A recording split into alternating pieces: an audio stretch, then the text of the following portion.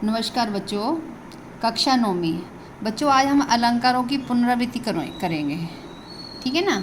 अब देखिए अलंकार क्या है, ये दो प्रकार के होते हैं, एक शब्दालंकार और दूसरा कौन सा है, अर्थालंकार। शब्दालंकार में आपके तीन प्रकार के हैं, एक अनुप्रास अलंकार, जमक अलंकार और श्लेष अलंकार।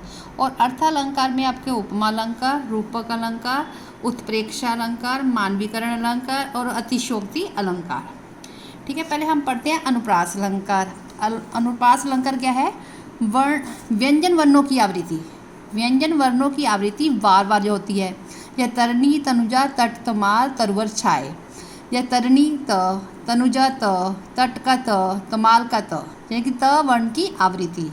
ठीक है, ये तो है अनुप्रास अलंकार। आप देखिए तो चारू चंद्र की चंचल किरणें, च की आवृत्ति। अब देखिए यमक अलंकार। यमक अलंकार में एक ही शब्द की आवृत्ति, किंतु उनका अर्थ भिन्न होता है। उनका अर्थ भिन्न होता है। ठीक है ना, जैसे काली घटा का घमंड घटा, जैसे काली घटा का घमंड घटा, घटा घटा दो बार आया है, दोनों का अर्थ अलग अलग है। और कनक कनकते सोगुनी मादकता अधिकाए, वा खाए व राय जग जा पाए व राय। जहाँ जो कनक शब्द आया है इसके दो अर्थ है, एक तो धतूरा और दूसरा है सोना। अब देखिए श्लेष। श्लेष क्या है, किसी एक ही शब्द के कई अर्थ निकले। जैसे रहीमन पानी राखिए, बिन पानी सब सून, पानी गे न ओबरे, मोती मानस चून। जो पानी है इसके जो है तीन मीनिंग है, एक तो चमक है, दूसरा इज्जत है और तीसरा क्या है, जल है। अब देखो बच्चों उपमा अलंकार। उपमा अलंकार में क्या है, ये उपमा जो अलंकार है ये अर्थालंकार का भेद है। किसी व्यक्ति या वस्तु की अन्य व्यक्ति या वस्तु से तुलना की जाए। ठीक है ना, इसमें चार बातें ध्यान देने योग्य होती है। इसमें चार चीज़ें क्या होती है, एक उपमेय होता है, उपमान होता है, वाचक होता है, साधारण धर्म होता है। उपमेय क्या होता है, जिसकी तुलना की जाए, और उपमान क्या है, जिससे तुलना की जाए। आगे वाचक क्या है, समानता बताने वाले शब्द। और साधारण धर्म क्या है, जिन गुणों की तुलना की जाए। अब उदाहरण देखिए, नील गगन सा हृदय शांत था हो रहा। देखिए जो हृदय है वो उपमेय है, और गगन यहाँ पे क्या है, उपमान है, और जो सा है जो वाचक है, और शांत क्या है, साधारण धर्म है। अब देखिए रूपक अलंकार। रूपक अलंकार में क्या है, एक यहाँ समानता के कारण उपमेय और उपमान में एक रूपता दिखाई जाती है।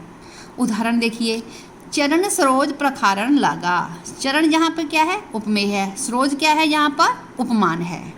ठीक है, अब देखो आगे है तीसरा जो है उत्प्रेक्षा अलंकार। उत्प्रेक्षा अलंकार क्या है, जहाँ उपमेय में उपमान की तुलना की जाए। इसमें वाचक शब्द कौन कौन से होते हैं, मनु, मानो, मन, मानो, जानो, जनहु, कई होते हैं, ठीक है आदि। अब इसमें देखिए उदाहरण देखिए, लता भवन ते परकट बहे, तही अवसर दो भाई, निकसे जनो जुग विमल विदु, जलत पटल विगलाई। ठीक है, इसमें हम दो अलंकार है, एक तो अनुप्रास अलंकार भी है और दूसरा क्या है इसमें उत्प्रेक्षा।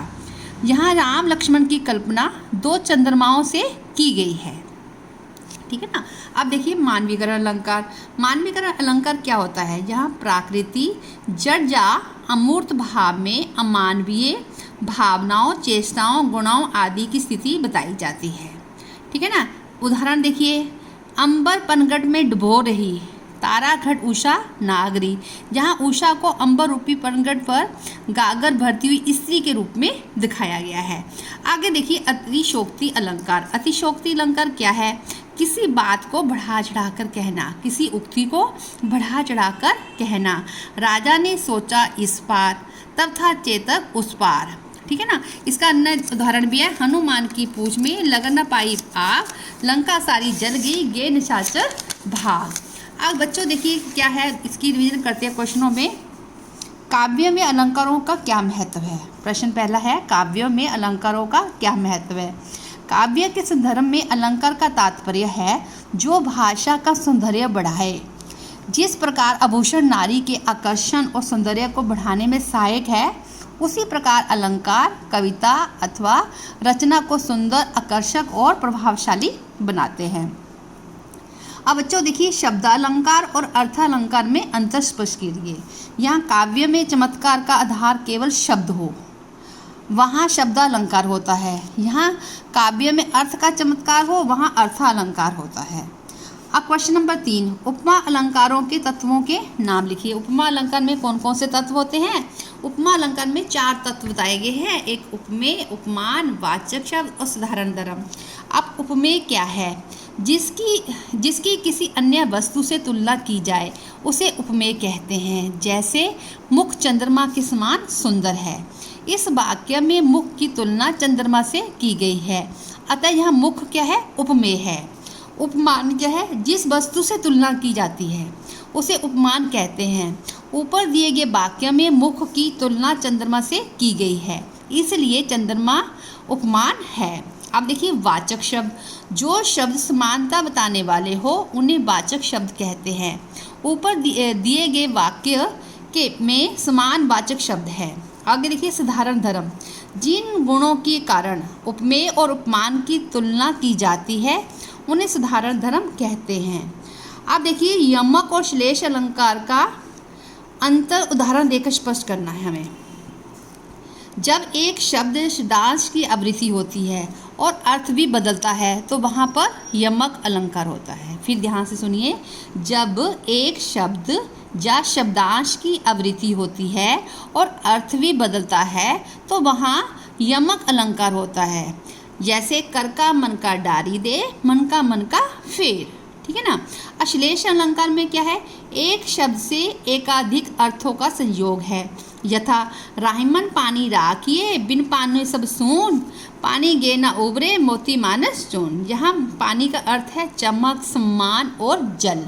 और अगला प्रश्न देखिए बच्चे, उपमा और रूपक अलंकार में क्या अंतर है? उदाहरण देके स्पष्ट कीजिए।